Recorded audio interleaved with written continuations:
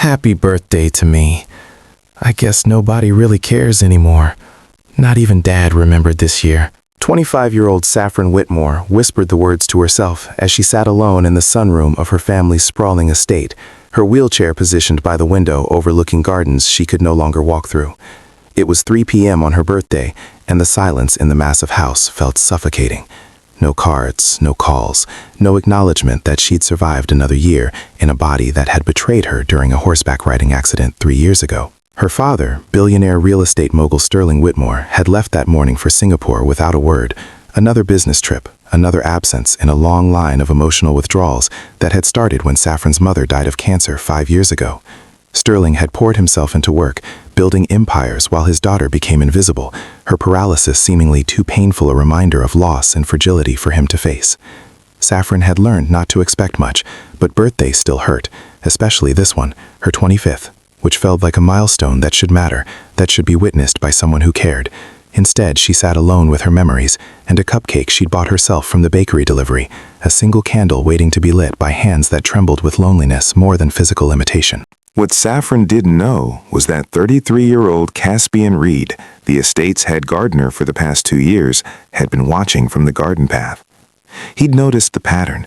Mr. Whitmore's absences, Saffron's isolation, the way she'd wheel herself to the sunroom each afternoon and stare at the roses he'd planted with an expression that broke his heart. Caspian had his own story of loss and rebuilding. His wife had died in childbirth along with their daughter 4 years ago, and he'd spent the first year after drowning in grief and guilt. Gardening had saved him, the patient work of nurturing growth, of creating beauty, of tending something that needed him. He lived alone in the gardener's cottage on the property, keeping mostly to himself, but he'd noticed Saffron in ways the household staff didn't. The untouched breakfast trays, the late-night lights in her room, the careful way she maintained dignity despite obvious pain.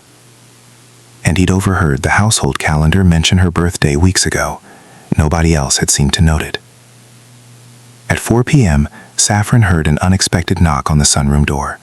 Caspian stood there, dirt still on his work jeans, holding something wrapped in simple brown paper. "Miss Whitmore, I hope I'm not intruding," he said with quiet respect. "But I realized it was your birthday, and I thought, well, I made you something, if that's okay."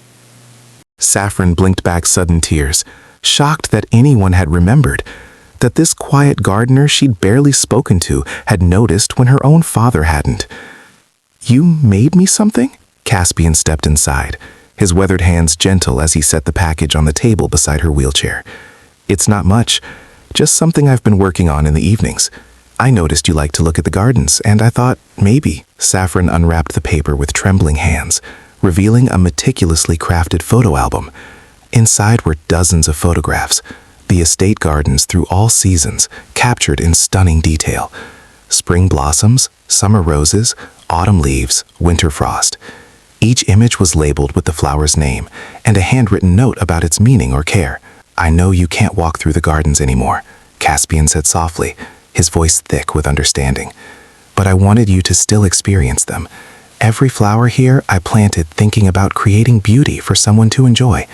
You should get to enjoy them, even if it's differently than before." Saffron couldn't stop the tears now.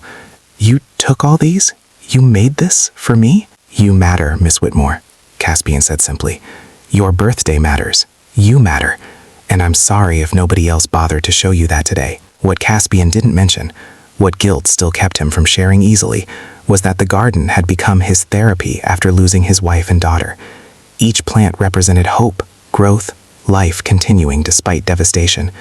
He'd poured his grief into creating beauty, and somewhere along the way, he'd started doing it specifically for Saffron, this lonely young woman who reminded him that suffering could be witnessed with dignity. Will you stay and talk?" Saffron asked tentatively. "I know you're working, but it's my birthday and I'm alone, and this is the kindest thing anyone's done for me in years, and I don't want to be alone right now." Caspian smiled gently. "I'd be honored." They talked for 3 hours. Saffron learned that Caspian had been a landscape architect before his tragedy, that he'd chosen this simpler work to heal, that he understood loss and rebuilding intimately. And Caspian learned that Saffron had been a promising equestrian before the accident, that her mother's death had devastated her father into emotional unavailability, that loneliness hurt more than her paralysis most days. "You know what's strange?" Saffron said as evening fell. "I've lived in this house with staff and nurses and my father, but I felt invisible for years. And you, someone I barely know, you saw me, you remembered, you cared enough to create something beautiful just to make me feel less alone. How did you know I needed that so desperately?" "Because I needed it too once," Caspian admitted. "After my wife and daughter died, I was drowning, and a stranger, a woman at the grief support group, brought me a small potted plant. She said, 'Keep this alive, and you'll remember you can nurture life even when everything feels dead.' That plant is still growing in my cottage. It saved me. Your garden album? That's my version of that gift. Something to remind you that beauty and growth are still possible, even when everything feels broken." What neither initially shared, what emerged gradually over the following weeks as their friendship deepened, was that Caspian had actually known Saffron's mother. Years ago, before Sterling's wealth isolated the family, Caspian had done landscaping for their smaller home.